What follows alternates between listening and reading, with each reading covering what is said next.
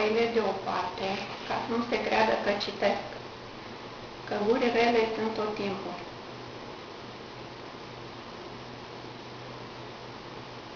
Da. Deci, în principal, unde este ce face el acum, cine a declanșat moartea lui, care este vina... Nu cred că e o problemă dacă îi citiți întrebările chiar de pe foaie, că nu... Nu le pot citi. Nu.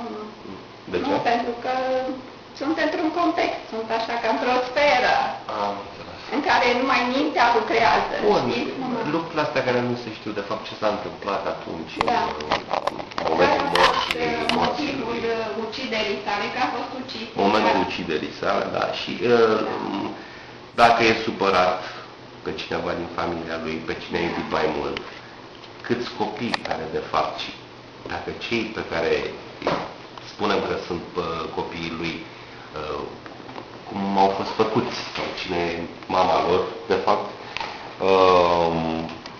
dacă chiar aduce ceva aminte de România, sau dacă l-a impresionat ceva în lume, sau cineva în lume din România, că a fost de 2 ori. Celebrațiilor din România. Da, și mai e un lucru, că se pare că a vrut să adopteze un băiețel orfan din România. Și poate spune mai multe. Mă rog, aici au fost și niște curiozități ale unor, apropo de operațiile estetice, câte de multe au fost sau care e adevărul cu ele și de ce le-a făcut. Și dacă era într-adevăr dependent de anestezicile alea, dacă era bolnav cu adevărat. Deci, mai mult rămân decât bolnav. Și evident, orice, dincolo de întrebări, orice ar dori să spună despre adevărul acelor lucruri, dar și despre viața lui.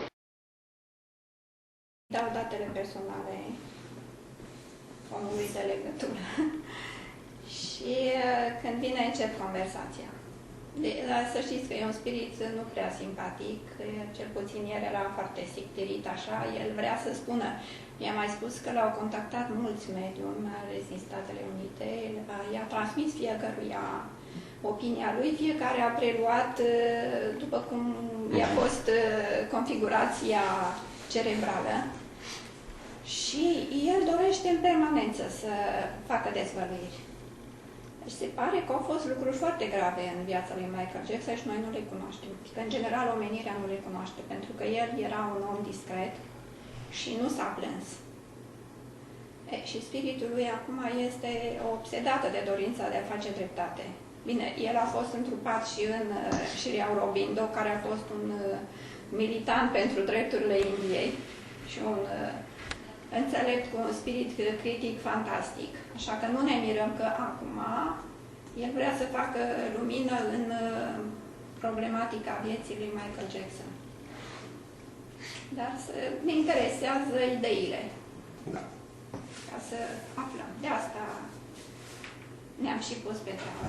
Deci acum eu încep lucrarea, nu mă mai interesează ce faci tu acolo, ce se întâmplă.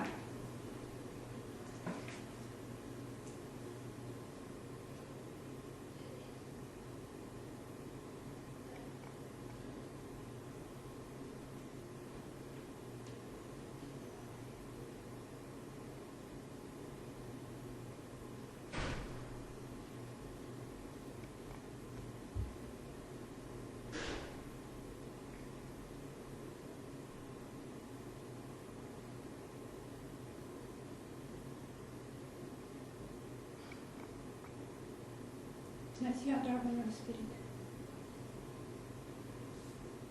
Ești spiritul care a fost întrupat în cântărețul Michael Jackson? Te salut cu prietenie și îți mulțumesc pentru că ai venit. Accept să stăm de vorbă? Te rog foarte mult să-mi spui unde te afli acum și ce faci. Draga mea doamnă, mă aflu chiar aici lângă voi. Mă bucur ne-ai spus pentru că mi-ai dat glas. Am foarte multe de spus, enorm de multe. Am scăpat de la judecata cea dreaptă. Am stat foarte puțin, Doamnă. numai până la sfârșitul anului trecut. Atât de mult a pătimit bietul Michael Jackson, încât nici nu am avut ce face la judecată. El și-a ars păcatele în timpul vieții. Nici nu a fost un mare păcătos. A fost un biet om care s-a zbătut pentru existență, pentru viață. A avut atâta suflet în el, atâta voință de a trăi și atât de mult a dorit să-și păstreze rangul de mare muzician, încât a plătit cu viața pentru ceea ce a făcut.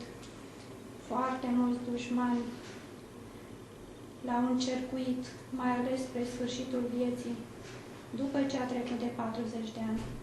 Era atât de mare omul acela, avea atâta talent în el, încât dușmanii lui s-au adunat an de an până aproape au ajuns la numărul fanilor. Mulți s-au prefăcut că îl admiră, că sunt fanii lui, dar de fapt erau dușmani de moarte. Concurența din domeniul muzicii este imensă, iar lupta aceasta dintre muzicieni face victime în fiecare an. Bietul Michael, el a vrut să atingă perfecțiunea. S-a înfometat în ultimii ani, pentru că dorea să zboare ca o pasăre pe scenă. Și a reușit, dar cu câte eforturi, cu câtă foame. Fără concurența acelui medic blestemat, Michael nu ar fi reușit să facă ultimele înregistrări filmate atât de perfecte. El era perfect, chiar dacă participa la niște repetiții. Dar pentru el și repetițiile erau spectacole. Fiecare apariție pe scenă era un spectacol. El a pus suflet în tot ce a făcut și ar fi dorit să atingă nemurirea. A ajuns în nemurire. Iată, sunt eu, cel de acum, un spirit care se chinuie să facă dreptate în viața acestui muritor. Eu mă zbat, domnii mei, mă zbat zi și noapte, ca să atrag spre mine toți mediumii din lumea aceasta care pot să discute cu mine. Și le-am transmis foarte multe informații, enorm de multe, dar nu au ajuns la marele public. Am dezvăluit timp de un an cauzele morții lui Michael.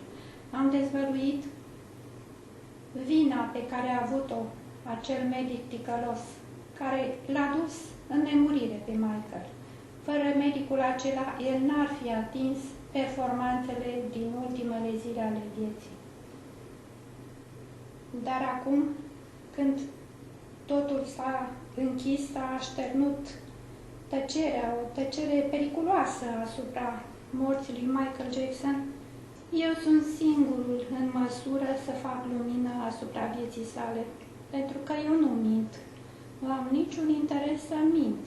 Pe mine nu mă pot ajunge nici serviciile secrete, nici dușmanii fiscali ai lui Michael, nici rudele lui. Sunt liber ca păsările cerului.